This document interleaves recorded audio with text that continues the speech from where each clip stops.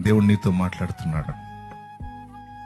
నిన్నటి వదిలేసే, మొన్నటి వదిలేసే, ఈరోజు నిన్ను క్రొత్తగా ప్రారంభించు. ఈరోజు నీ నూతనంగా నువ్వు మొదలుపెట్టు. ఎందుకంటే ఇది నీకు పాత రోజు కాదు, ఇది క్రొత్త రోజు. ఈ రోజు అయిపోతే రేపు మళ్ళా నీ క్రొత్త రోజు. ఈ నూతన శుభదినాన్ని ఉటంకిస్తూ దేవుడు ఏం మాట్లాడుతున్నాడంటే, నువ్వు ఈరోజు క్రొత్తగా ఆలోచించు. నంబర్ 1,